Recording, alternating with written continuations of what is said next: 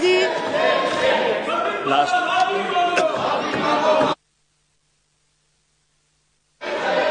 धन्यवाद सभापति जी।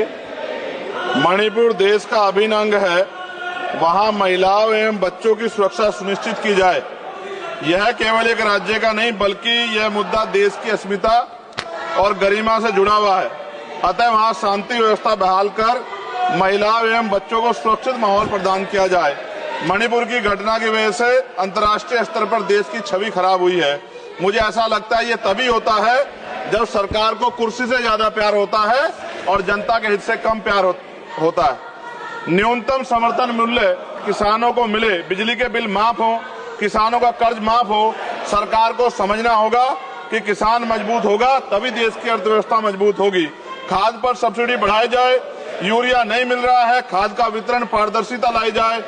यदि समय रहते सरकार ने संज्ञान नहीं लिया तो वो दिन दूर नहीं कि देश में खाद्य संकट हो जाएगा। महोदय, गया में महाबोध विहार प्रकरण जो है, वहां से बुद्धि समाज में चिंता है और आक्रोश भी है। सरकार उसका हल करे, बौद्धिस्टों को उनका हक दे, जैन समाज की भावना का भी सम्मान रखे और ईसाइयों में भी हमले बंद हो और बहुजन महापुरुषों के विचारों को कार्य और पाठ्यक्रम में शामिल किया जाए। आज SC/ST पे एट्रोसिटी बढ़ रही है, जातिगत भेदभाव की वजह से बारातें रोकी जा रही हैं। अभी हाल ही की घटनाओं में कई ऐसी घटनाएं हुई हैं उत्तर प्रदेश में जहां जातिगत अपमान हुआ है। नगीना लोकसभा क्षेत्र में किसानों की मुख्य आय का साधन गन्ना उत्पादन है, लेकिन न गन्ने का मूल्य में वृद्धि हुई है और न ही मिल द्वारा समय पे भुगतान किया जा रहा है। गन्ना किसान मजबूत होगा तभी ग्रामीण अर्थव्यवस्था मजबूत होगी।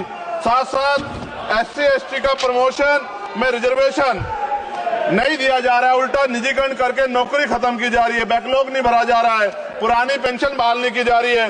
ये सब बार बार मैं इसलिए बोलता हूं कि हमारे लोगों को पता लगे कि सरकार को उनकी परेशानियों से कोई फर्क नहीं पड़ता और वो समझे सरकार उनकी कितनी तेजी है। प्रधानमंत्री आवास योजना में जो मानक में बदलाव किया जाए, उससे बहुत से पीड़ित वंचित रह जा रहे हैं। कई बार ऐसा होता है और मैंने ये देखा अपनी आंखों से, किसी ने बरसात से बचने के लिए ईंटें लगा दी हैं, उनको मानक से बाहर कर दिया जाता है। इस वजह से वो परिवार इस सुविधा का लाभ नहीं ले पा रहे। खत्म करूंगा मैं। इस वजह से उनके घर नहीं बन पा रहे और के 75 साल बाद भी लोगों पे घर नहीं है। शर्म की बात है।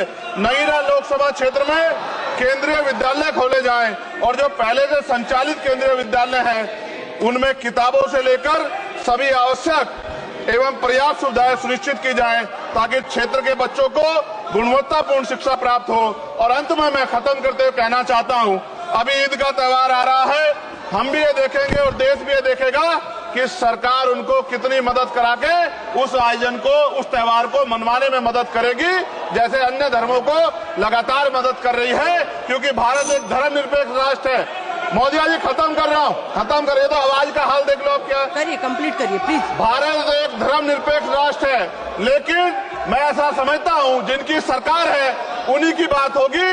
मुसलमानों की, जैनों की, सिखों की, रविदासियों की और बौद्धिस्टों की जो आंदोलन कर रहे हैं और पुलिस लाठी मार रही है, मैं समय रहते चेतित कर रहा हूँ। सरकार को चिंता करनी चाहिए कि बौद्धिस्टों का अपमान ज्यादा दिन बौद्धिस्ट बर्दाश्त नहीं करेंगे। महाबोध विहार हमारा हक है और वो देना पड़ेगा। आपका बहुत बहुत धन्यवाद। जय भीम, जय भारत। माननीय